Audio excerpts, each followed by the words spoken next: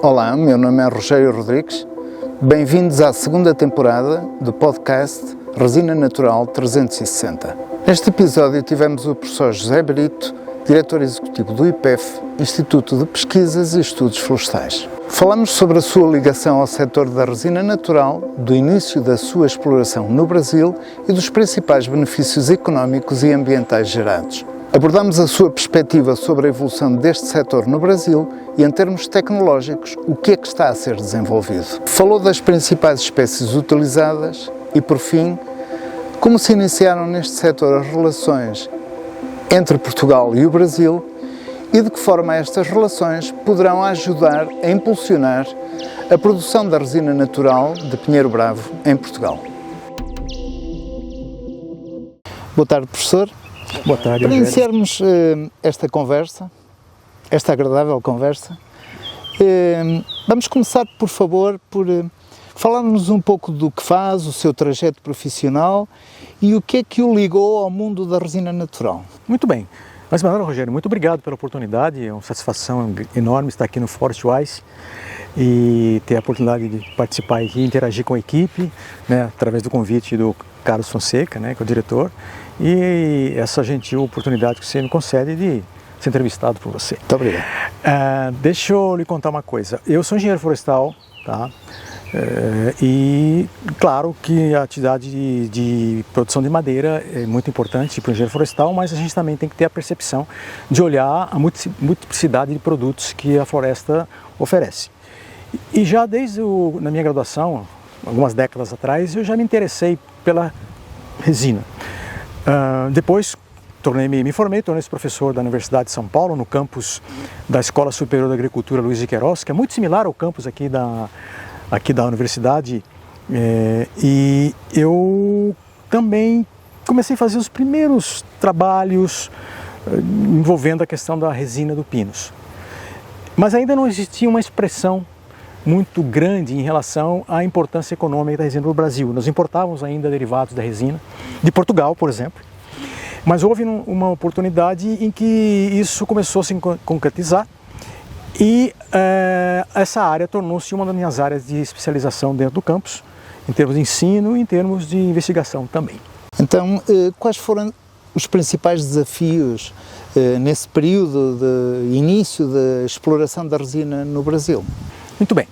O Brasil não tinha até a década de 60 nenhuma expressão com relação ao pinus. Nós tínhamos uma conífera brasileira chamada Araucária angustifolia, que foi usado muito como base para o desenvolvimento econômico do nosso país, como recurso de base florestal, mas esse material começou a se escassear.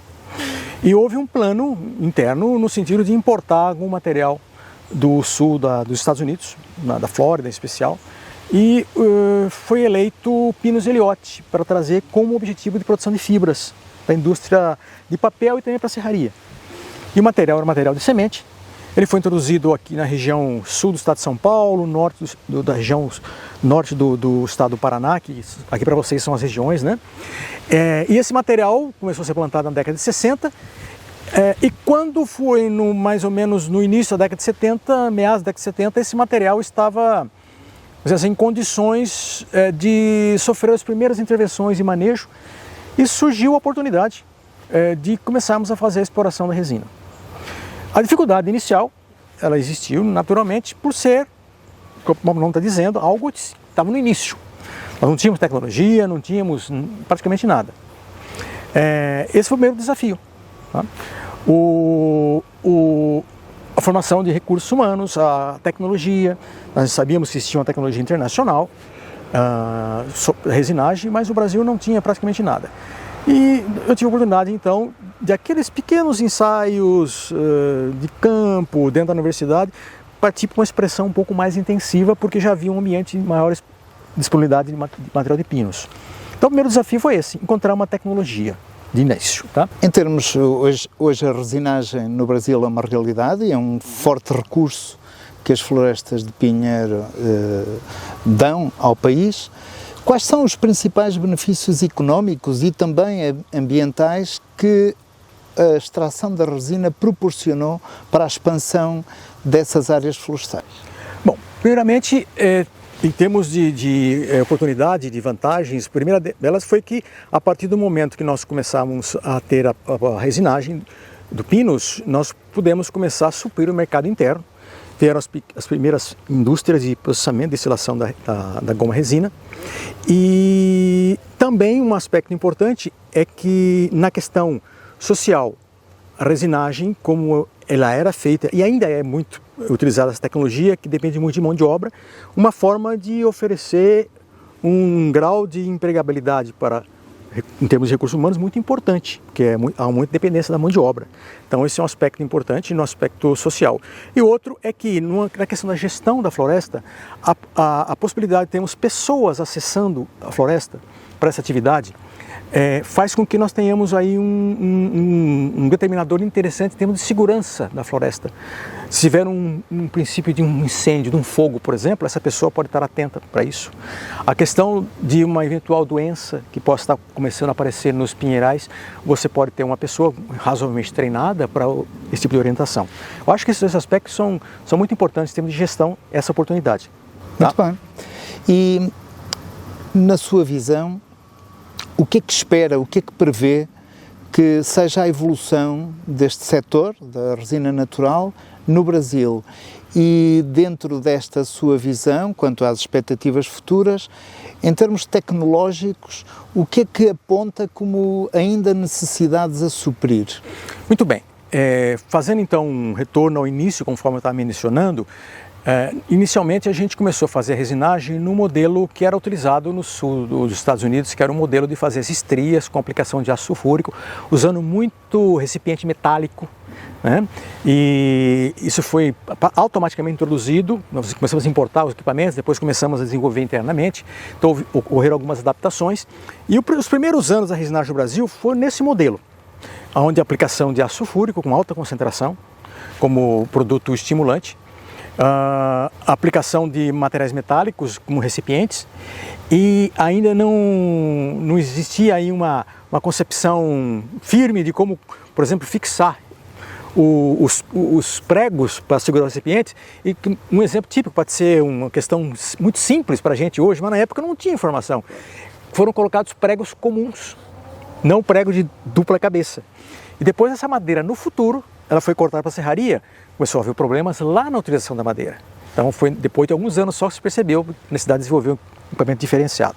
Durante muito tempo esse foi o procedimento, e nós sabemos que trabalhar, por exemplo, com ácido sulfúrico exige muito cuidado, etc. E tal, a questão de segurança do trabalhador, o uso de equipamentos de proteção, isso foi naturalmente um processo que foi sendo incorporado, o uso de proteção nas pessoas, e isso fez com que nós passássemos a ter uma evolução para o processo. Ao longo do tempo, foi percebendo também o seguinte, que a dependência da mão de obra estava muito intensa, e a resinagem, por exemplo, na minha região, que é uma região onde os custos de mão de obra são mais elevados do que em outras, começou a haver uma percepção de que talvez tivesse que haver algumas alterações em termos de manejo, em termos de opção de sistemas para a produção de resina. Isso nós estamos já falando na década de 70, 80 já. Por exemplo, começou-se a fazer estudos em termos de largura de estria, tá? Para fazer com que a árvore dê mais rendimento ao longo da sua vida. O sistema de manejo da floresta, compatibilizando os desbastes com o tipo de resinagem à morte, mais intensa ou menos intensa. As árvores começaram a ter maior diâmetro, já começaram a ver a resinagem em dupla face, em tripla face, otimizando mais o recurso. Começou a haver uma preocupação mais objetiva em relação ao tempo de resinagem, tá? Em tempo de coleta da resina, para justamente economizar, entre aspas, né, economizar mão de obra, ou seja, um termo não é muito adequado, mas necessidade de menor mão de obra, mais rentabilidade. Mais rentabilidade. Isso tudo foi evoluindo, tá, para um procedimento que depois tornou-se bastante bem adaptado, e em termos de periodicidade de resinagem, efeitos de clima, tá? Efeitos de desbastes, se começou a quantificar melhor as relações entre aspectos dendrométricos da árvore em relação à produção de resina. Enfim, foi uma série de aspectos que foram ser incorporados conjuntamente com a produção e fez com que a gente atingisse um patamar, tá? Que o Brasil, na época de importador de resina, hoje, presentemente, já está entre os, provavelmente seja o segundo produtor mundial de resina. Hoje ele é supermercado interno, mas também exporta. Tá? E em termos de tecnologia, o que foi se percebendo, por exemplo, uma redução do uso de ácido sulfúrico. Hoje não se fala mais de colocar um ácido sulfúrico com 50% de concentração, mas se fala em torno de 15%, 20% só de ácido, por conta da adição de outros produtos químicos mais interessantes, alguns hormônios, etc. e tal. E, paralelamente a isso, já faz uns 10 anos, por exemplo, que já se iniciaram os trabalhos com a chamada resinagem fechada. Tá? Inicialmente tentando usar a garrafa PET para fazer uma reutilização e tal, mas não sabemos que não é a situação ideal. E hoje, conforme você me mostrou hoje, inclusive, aqui em Portugal também, que tem uma tradição histórica de produção de resina, se busca também a oportunidade de fazer a resinagem em sistema fechado. Nós também estamos pesquisando isso lá e acredito que essa seja um grande avanço que se obtenha em termos de produtividade, economicidade e principalmente qualidade da resina. Esse é um aspecto importante. E aí são aspectos que envolvem, como você estava mencionando, o desafio da recuperação da embalagem, né? Esse é um aspecto importante, tem uma inovação que tem que ser conquistada. A questão também dos tipos de hormônios que se aplicar para você aumentar a quantidade de resina. Alguns eventuais efeitos que isso possa acontecer em cima da madeira que vai ser produzida, tá? Então tem que ser analisado esse aspecto. Então eu creio que essa vamos dizer assim, eu teria mais em termos de atualizações que precisam ser conduzidas, tá? Sem pensar em outras hipóteses que podem ser usadas para tirar a resina também, mas aí já num processo mais industrializado, transformando em cavaco, com solventes, que é uma outra situação. Já agora era importante, o professor falou que utilizaram o Pinus Ellioti. Isso. Foram feitas pesquisas com outros pinheiros e o Pinus Ellioti foi aquele que demonstrou mais capacidade e já agora foram feitos também melhoramentos genéticos para aproveitar aqueles Pinus Elliotis que tinham características para ser mais produtores de resina? Sim, Rogério, com certeza. O Pinus Ellioti, eu já estudei bastante a questão da resina em pinos, e as referências que a gente tem é que o Pinus Ellioti, dentre os pinos, é o de maior referência, um dos principais em termos de quantidade, pode chegar a 15%, 18% de resina no contexto da madeira. Então ele é bastante produtivo, ele tem células especializadas, né, são células especiais que formam tubos dentro da madeira que é uma característica de metabolismo secundário da árvore que geneticamente a árvore desenvolveu. O Pinus Ellioti no Brasil para a gente é o que tem mais significância em termos de rendimento e também de qualidade, referência. Inclusive a referência para nós, em termos de o Pinus Ellioti é uma referência forte. Mas por conta de que o Pinus Ellioti ele é plantado sob condições climáticas mais restritas no Brasil, é só na região sudeste praticamente, houve uma expansão de outras espécies de pinos para atender a indústria de celulose, que partiu para o Pinus Teda, que é um pinus que tem uma quantidade de resina muito baixa, que não é economicamente possível fazer a extração no processo de resinagem. Mas as empresas que produzem celulose com Pinus Teda extraem o breu, que é o talóio, na fábrica, e a terpentina sulfato, né? Sulfato que ela é contaminada com enxofre por causa do processo de cozimento, que tem um uso mais restrito, para o uso fármaco, por exemplo, usos mais sofisticados, ela tem limitações. E o talóio, as próprias empresas usam o talóio para fazer a cola, né, para impregnar nos papéis, na pasta.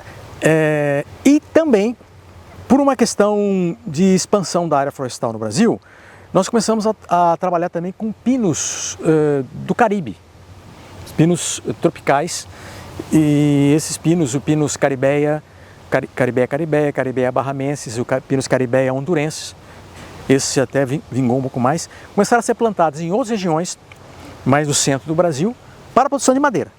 Tá? E também automaticamente se especulou em torno de produção de resina. E hoje o Pinus caribeia também é explorado para produção de resina. Claro, não na mesma proporção do ilhote, tá?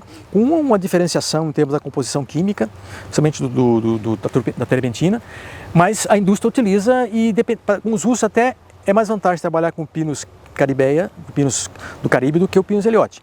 Mas o Pinus Elliott ainda é a referência principal, em termos de economicidade, etc. e tal. Muito bem, professor. Para além do que já conversamos, era também importante perceber como é que se iniciaram as relações entre Portugal e o Brasil relativamente às questões da resina natural. Perfeito. Eu, quando comecei a trabalhar com isso aí, evidentemente que eu busquei referências em Portugal, na literatura, etc. Eu nunca tinha, na verdade, não vim para cá para ver isso aí, mas eu aportava minhas informações em relação ao que se passava em Portugal, evidentemente, que sempre foi um grande produtor. E mais interessante é que, por volta dos anos 90, eu creio, de 80 para 90, houve uma oportunidade muito interessante de um contato com empresários portugueses que estavam chegando no Brasil com interesse, já eram produtores de resina aqui, o interesse de produção de resina no Brasil. Tá? E coincidência, eu fui uma das primeiras pessoas com quem eles tiveram contato. E isso oportunizou com que a gente fizesse algumas interações de trabalho e com um detalhe muito interessante. Como foram empresários que já tinham uma significativa participação aqui na resinagem de Portugal, levaram para o Brasil um conceito mais empresarial da produção de resina. Tá? Inclusive hoje, essa geração que lá se implantou, hoje os sucessores são as referências mais fortes de resinagem no Brasil, são de uma família aqui de Portugal. E são importantes e são referências, participam ativamente das discussões. Inclusive, nós tivemos na época um trabalho de seleção de material genético em cima dos Pinus Elliott, com a participação muito intensiva da empresa chamada Resinas Brasil, da família Gomes Pereira e do José Ferreira, que é o CEO da empresa hoje. Que até no início tivemos até alguns contatos. Ele fez o mestrado dele lá na minha universidade. Eu tive a oportunidade de muita satisfação de apoiá-lo, inclusive no desenvolvimento do seu trabalho de mestrado, etc. e tal, na área de resinagem. E hoje a referência no Brasil é a Resinas Brasil, em termos de área plantada, tecnologia, tá? De produção, é a referência principal no Brasil. Hoje em dia continuamos com fortes laços económicos também neste setor.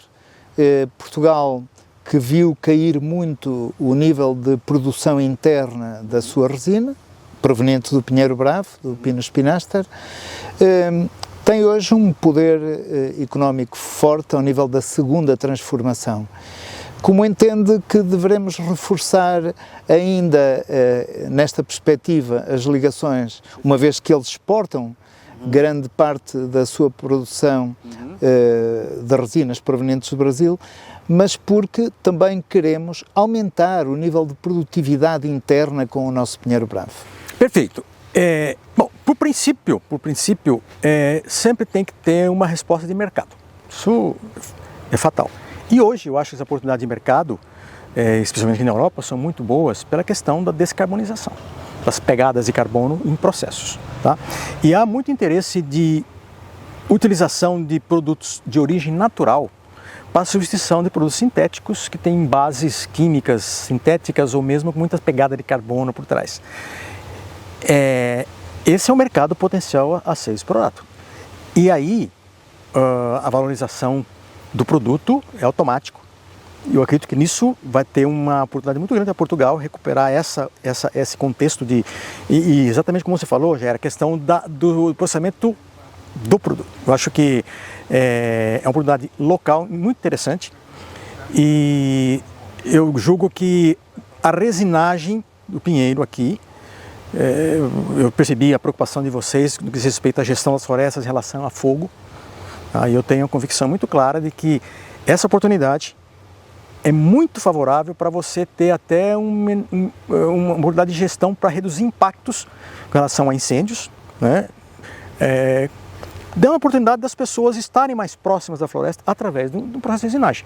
Com avanço tecnológico, com melhoria de rendimento, qualidade, e isso vai impactar também no resultado do produto, que também vai ter que passar por um processo novo de reprocessamento para intensificar oportunidades que são muitas. A resina é um espetáculo, vai desde uma simples cola até um medicamento, até uma área de perfumaria, a área de alimentos.